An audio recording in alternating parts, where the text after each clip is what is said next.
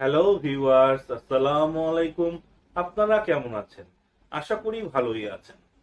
On minute tricks চ্যানেলে আপনাকে স্বাগত। আজকের পর্বে থাকছে টালি প্রাইম সফটওয়্যারের তৃতীয় এপিসোড। এই এপিসোডে আপনারা শিখতে পারবেন কিভাবে লেজার ক্রিয়েট করতে হয়। আসুন কথা না বাড়িয়ে চলে যাচ্ছি স্ক্রিনে। এই ভিডিও দেখে আপনারা যদি উপকৃত হন, আপনারা অবশ্যই আমার চ্যানেলটি সাবস্ক্রাইব করবেন। এর পাশাপাশি বেল আইকনে ক্লিক করে রাখেন, যাতে পরবর্তী ভিডিওর নোটিফিকেশন সবার আগে আপনার কাছে পৌঁছে যায়।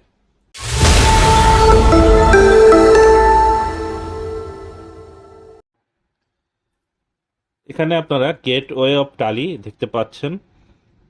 আমরা শুরুতে ডিসপ্লে অ্যান্ড মোর রিপোর্টে ক্লিক করব, তারপর অ্যাকাউন্টস বুক এবং এরপর লেজার। আপনারা মাত্র দুটি লেজার দেখতে পাচ্ছেন, বাই ডিফল্ট ক্রিয়েট করা আছে। আমরা এখন লেজার ক্রিয়েট করব।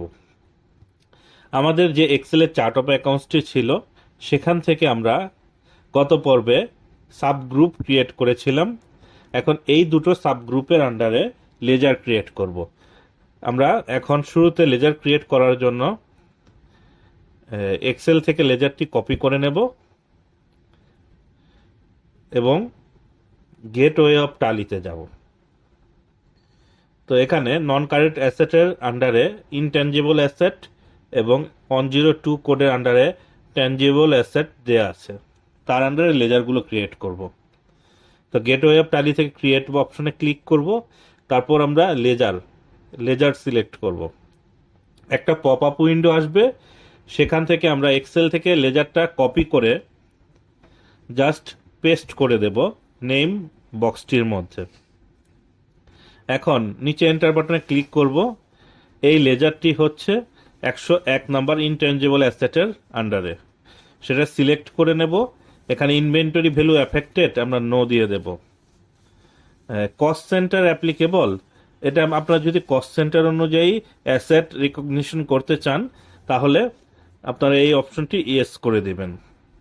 তো আমি এখানে কস্ট সেন্টার অ্যাপ্লিকেবল এই অপশনটিতে ওয়াই লিখে এন্টার বাটনে প্রেস করব। পার্সেন্টেজ অফ ক্যালকুলেশন এটা যেভাবে সেভাবেই থাকবে।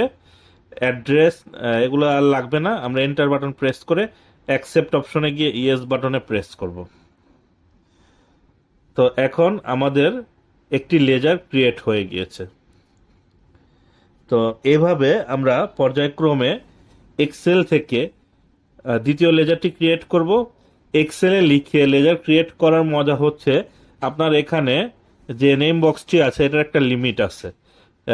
নির্দিষ্ট ডিজিটের পরে আপনারা আর লিখতে পারবেন না, কিন্তু এক্সেলে লিখে এটা যদি এখানে পেস্ট করে দেন, তাহলে সেটা আপনি সেই লিমিটের বাইরেও কোনো লেজার, বড় লেজার হলে সেটা ক্রিয়েট করতে পারবেন। তো আমরা ইনট্যাঞ্জিবল অ্যাসেটের আন্ডারে লেজারগুলো ক্রিয়েট করে নিচ্ছি। তো এভাবে আমরা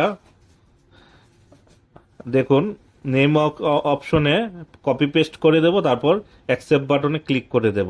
আচ্ছা, এখন ট্যাঞ্জেবল অ্যাসেটের আন্ডারে আরও কিছু লেজার ক্রিয়েট করব। তার পূর্বে আমরা দেখে নিচ্ছি ডেবুক থেকে অ্যাকাউন্টস, তারপর লেজার। দেখুন আমরা এখানে 4টা লেজার ক্রিয়েট করেছি, লাইসেন্স, অ্যাকোয়ার, টালি সফটওয়্যার।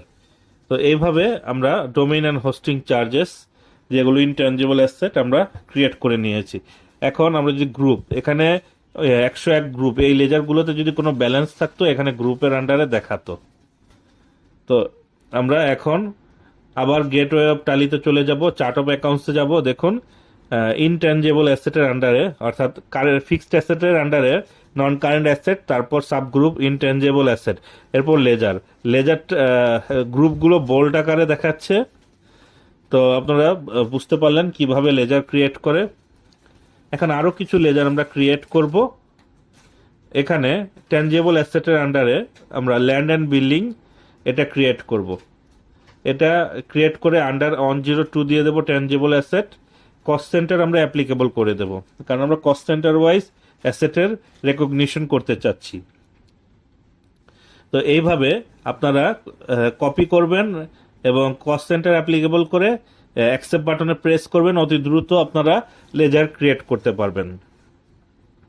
তো যে কোনো বিজনেসের আপনারা লেজার ক্রিয়েটের জন্য শুরুতে অবশ্যই চার্ট অফ অ্যাকাউন্টসটি ক্রিয়েট করে নেবেন।